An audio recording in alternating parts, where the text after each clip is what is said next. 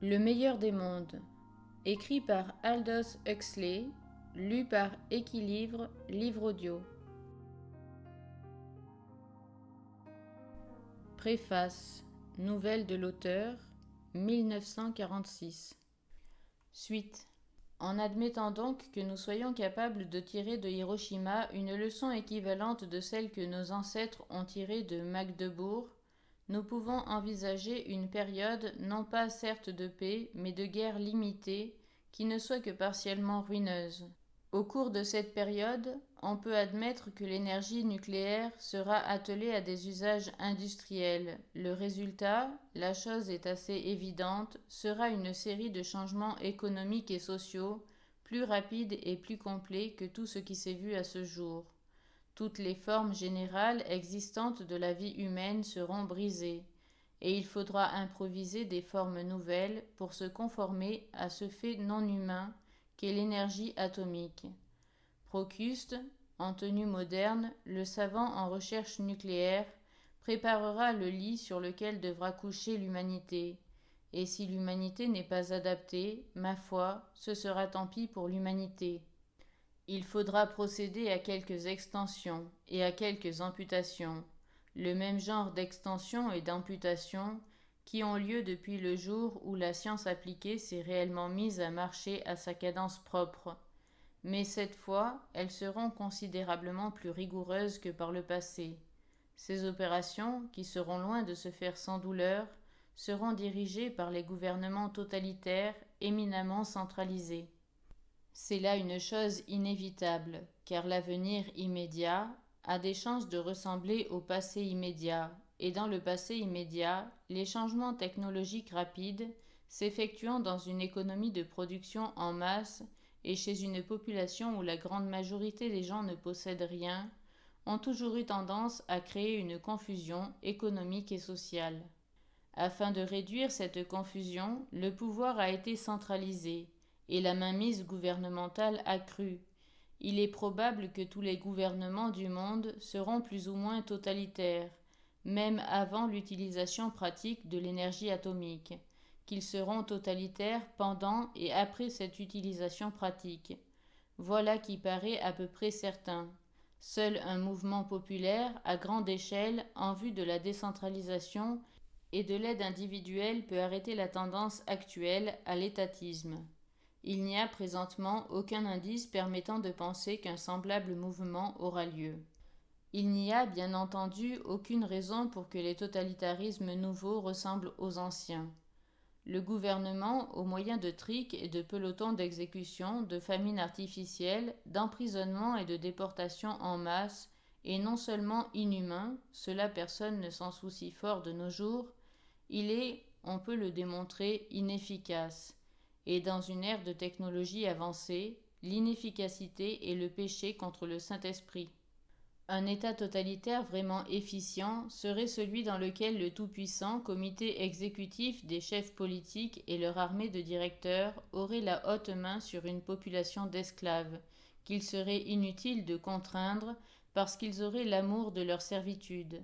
Les leur faire aimer, telle est la tâche assignée dans les États totalitaires d'aujourd'hui au ministère de la Propagande, aux rédacteurs en chef de journaux et aux maîtres d'école. Mais leurs méthodes sont encore grossières et non scientifiques. Les jésuites se vantaient jadis de pouvoir, si on leur confiait l'instruction de l'enfant, répondre des opinions religieuses de l'homme, mais c'était là un cas de désir pris pour des réalités. Et le pédagogue moderne est probablement, à tout prendre, moins efficace dans le conditionnement des réflexes de ses élèves que ne l'étaient les révérends pères qui instruisirent Voltaire. Les plus grands triomphes en matière de propagande ont été accomplis non pas en faisant quelque chose, mais en s'abstenant de le faire. Grande est la vérité, mais plus grande encore du point de vue pratique est le silence au sujet de la vérité. En s'abstenant simplement de faire mention de certains sujets, en abaissant ce que M. Churchill appelle un rideau de fer entre les masses et tel fait ou raisonnement que les chefs politiques locaux considèrent comme indésirables, les propagandistes totalitaires ont influencé l'opinion d'une façon beaucoup plus efficace qu'ils ne l'auraient pu au moyen des dénonciations les plus éloquentes, des réfutations logiques les plus probantes. Mais le silence ne suffit pas. Pour que soit évitée la persécution, la liquidation et les autres symptômes de frottement social, il faut que les côtés positifs de la propagande soient rendus aussi efficaces que le négatif. Les plus importants des Manhattan Project de l'avenir seront de vastes enquêtes instituées par le gouvernement sur ce que les hommes politiques et les hommes de science qui y participeront appelleront le problème du bonheur. En d'autres termes, le problème consistant à faire aimer aux gens leur servitude. Sans la sécurité économique, l'amour de la servitude n'a aucune possibilité de naître. J'admets, pour être bref, que le tout-puissant comité exécutif et ses directeurs réussiront à résoudre le problème de la sécurité permanente. Mais la sécurité a tendance à être très rapidement prise comme allant de soi. Sa réalisation est simplement une révolution superficielle, extérieure. L'amour de la servitude ne peut être établi sinon comme le résultat d'une révolution profonde, personnelle dans les esprits et les corps humains. Pour effectuer cette révolution, il nous faudra, entre autres, les découvertes et les inventions ci-après.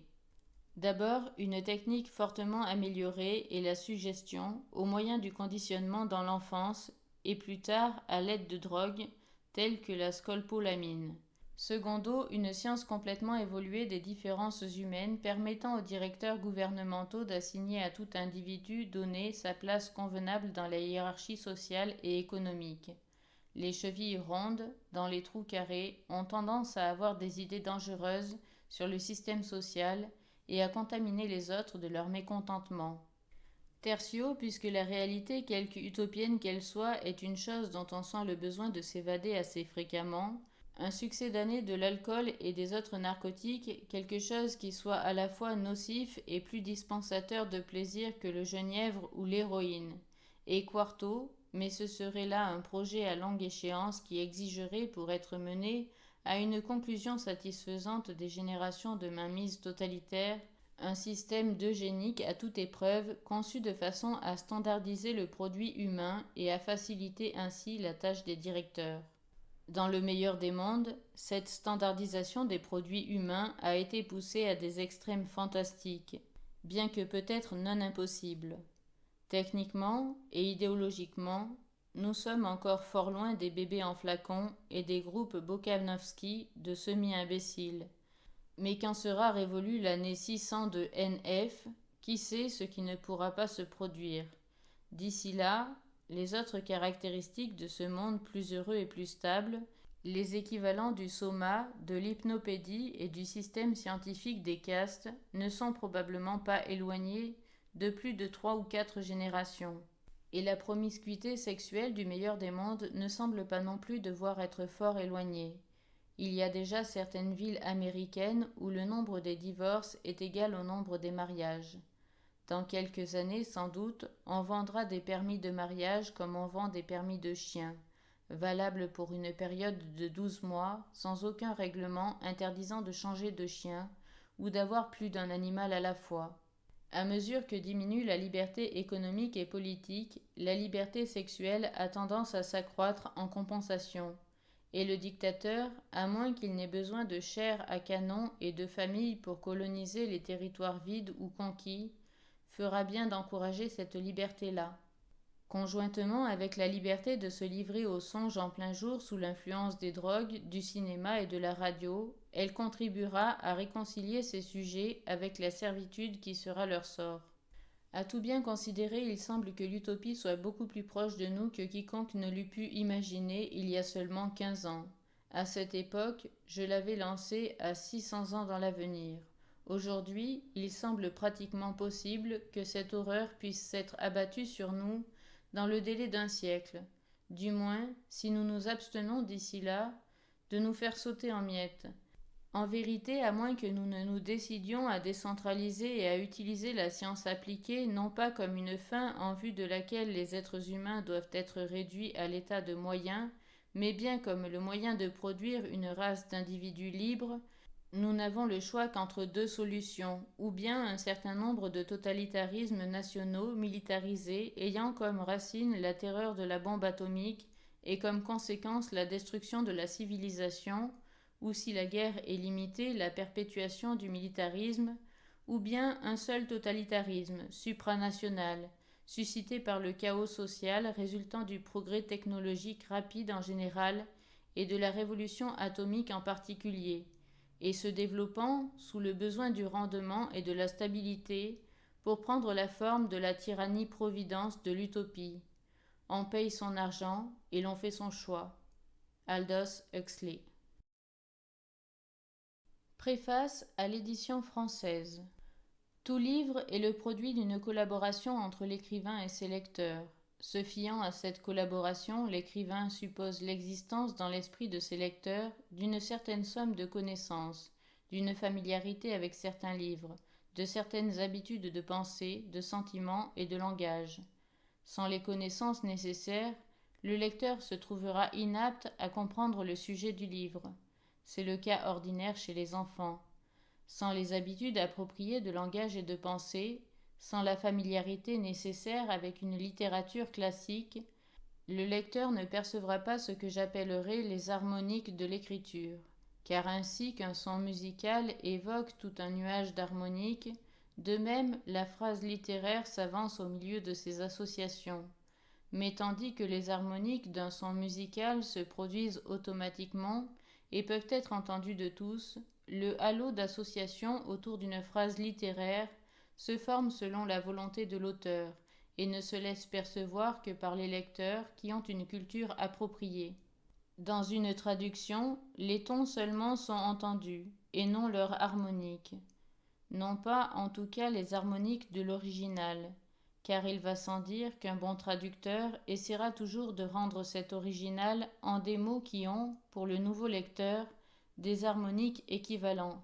Il y a pourtant certaines choses qu'aucun traducteur ne peut rendre, pour la bonne raison qu'il n'existe entre lui et l'auteur de l'original d'un côté et les nouveaux lecteurs de l'autre aucune base de collaboration. Certains passages de ce volume appartiennent à la catégorie des choses intraduisibles. Ils ne sont pleinement significatifs qu'à des lecteurs anglais ayant une longue familiarité avec les pièces de Shakespeare et qui sentent toute la force du contraste entre le langage de la poésie shakespearienne et celui de la prose anglaise moderne. Partout où ces passages se trouvent, j'ai ajouté le texte de Shakespeare dans une note au bas de la page. Des notes dans un roman, pédantisme insupportable, mais je ne vois pas d'autre manière d'appeler l'attention du lecteur français sur ce qui était en anglais un moyen littéraire puissant pour souligner le contraste entre les habitudes traditionnelles de penser et de sentir et celles de ce monde possible que j'ai voulu décrire. Aldous Huxley.